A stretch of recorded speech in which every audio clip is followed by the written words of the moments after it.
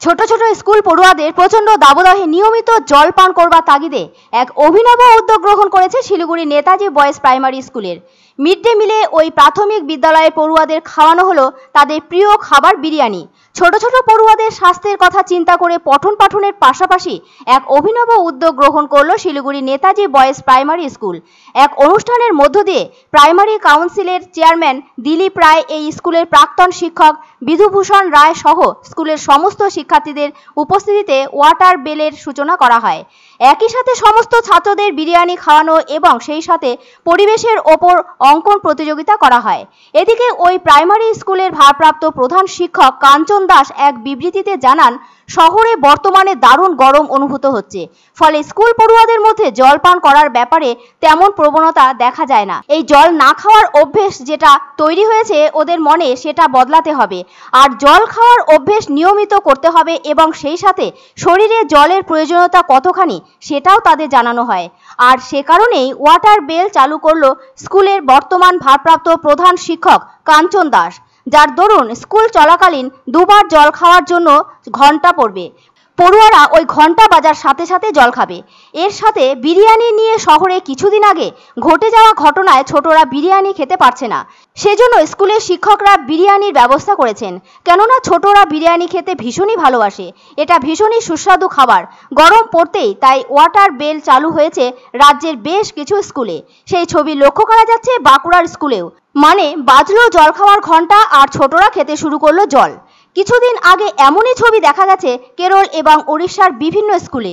এমনিতেই হাঁসফাঁস গরমে বাংলার মানুষের হাঁসফাঁস অবস্থা তৈরি হয়েছে। ঘরে থাকলেও গরম হাওয়ায় তাপপ্রবাহের মাপটা ভালোই মালুম হচ্ছে, আর বাইরে বের হলে তো কথাই নেই, কেননা দরদর করে ঘাম ঝরছে শরীর থেকে, ফলে শরীর যেন জলশূন্য হয়ে যাচ্ছে।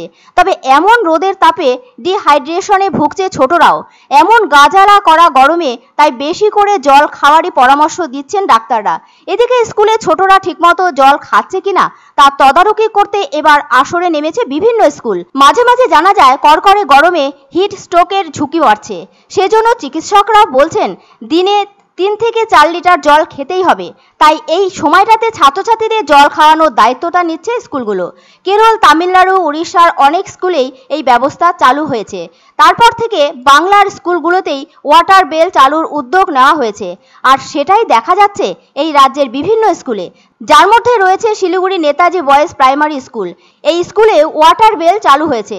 ছোটদের, বিশেষত পড়ুয়াদের জল খাওয়ানোর যেন এক অভিনব উদ্যোগ।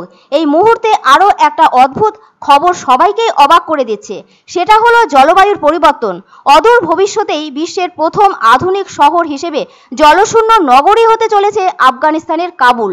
তাই ভারতেও ছোটদের যাতে খারাপ অবস্থা না হয়, সেজন্য স্কুলে স্কুলে ওয়াটার বেল চালু করা হয়েছে, যা অত্যন্ত সমোপযোগী। আমাদের নেতাজি প্রাথমিক বিদ্যালয় সবসময় অভিনব কিছু পদক্ষেপ নেয়। মানে আমি গত 3.5 বছর ধরে যা দেখে চলেছি, এবং ওরা অনেক দিন ধরেই বলছে একটা অন্যরকমভাবে বাচ্চাদের সরস্বতী পুজোর খাওয়াটা খাওয়াবো।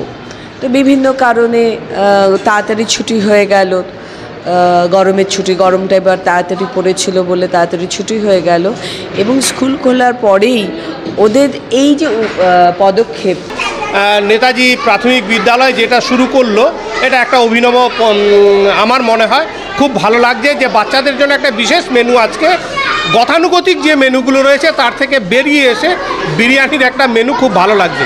স্কুলের নতুন টিআইসি প্রচুর উদ্যোগ গ্রহণ করছে, অভিনব। হ্যাঁ, এটা বাস্তব যে না, এর আগে ও যখন ও শিক্ষক হিসাবে ছিলেন, উনি বিদ্যালয়ের পঠন পাঠনে অনেকটাই বিশেষ ভূমিকা গ্রহণ করেছিলেন। টিআইসি হওয়ার পরে আরও খুব সক্রিয় হয়ে উনি অনেক ভালো কাজ। এখন আর শাড়ি কুর্তি কেনার জন্য আপনাকে কলকাতার বড় বাজারে ছুটতে হবে না, কারণ জলপাইগুড়িতেই খুলে গেল শাড়ি ও কুর্তির এক্সক্লুসিভ শোরুম শাড়ি কুর্তি হাট, ডিবিসি রোড, জলপাইগুড়ি কমার্স কলেজের পাশে। আমাদের শোরুমে পাবেন কাঞ্জিবরম, ব্যাঙ্গালোর সিল্ক, ফ্যান্সি শাড়ি, রকমারি তাঁত এবং সিল্কের সম্ভার। আরও পাবেন বেনারসি ও লেহেঙ্গার বিপুল আয়োজন। শাড়ি কুর্তি হাট, ডিবিসি রোড, জলপাইগুড়ি কমার্স কলেজের পাশে।